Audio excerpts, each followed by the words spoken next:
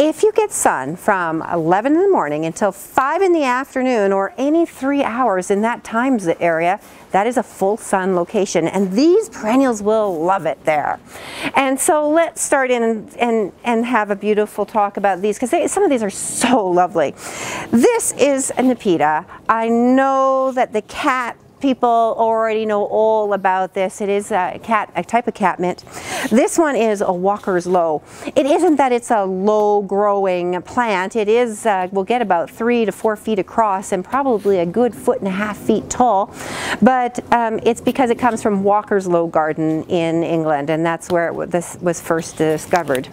We just love it. And the bees, if you're a big bee fan, boy, the bees really come to that. I know this sounds a bit crazy. This is a geranium. This is a Rothschilds Gem, and look at how pretty and delicate this is. The good thing about geraniums, and this particular geranium, it can go into a very dry area in and under spruce trees, or in the boiling hot sun in the middle of the bed. This one is a particularly low growing one, and it really doesn't get away on you, cedar sucker. I know geraniums get a bit of a bad rap sometimes. This is a really lovely, it has like the Dusty Miller look, but this is Artemisia silver brocade, and it will trail and move around on the bed. It doesn't get away from you, but it is a nice looking plant, and you don't have to have a lot of colorful, beautiful flowers to add texture to things.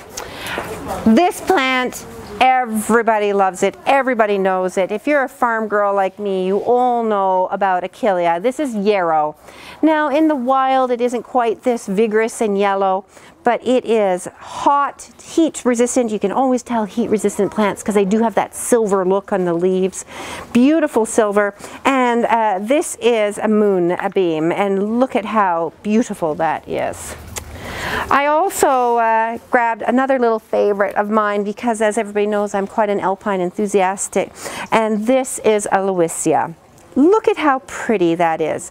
The key with Aloysha is it does need a full sun location, but it also likes to have a little bit of a drier top to it, or a dry neck. And so sometimes if you put a little gravel around on the top, it is very, very beautiful. I also got this plant up, which I love, and it's Veronica Fairy Tale. Veronica comes in many, many different colors, but you can always tell because it has these beautiful spikes on it. And we love the Veronicas because when you cut them down, they will often rebloom again later in the season, which is very unlike most perennials. Most perennials only bloom for about 2 weeks, so you need to start with something small, and like this little sun lover right here. This is Armeria. And look at how cute it is. And this little plant will bloom first thing in the spring, and then it's done. And then the next layer of plants comes on. So as you get taller in the garden, things bloom later in the year. Okay, this lovely little plant is actually a potentilla. Many of you are most familiar with potentillas that are small yellow bushes that they plant along the Department of Highways. This is much better potentilla. This is red dragon, and it's a herbaceous perennial, not a shrub, and it dies right to the ground every year. It doesn't get away on you in the garden. It becomes a nice big clump, and look at how lovely those red flowers are. But the most important, look at how lovely these nice textured leaves are. It mixes so beautifully with everything else.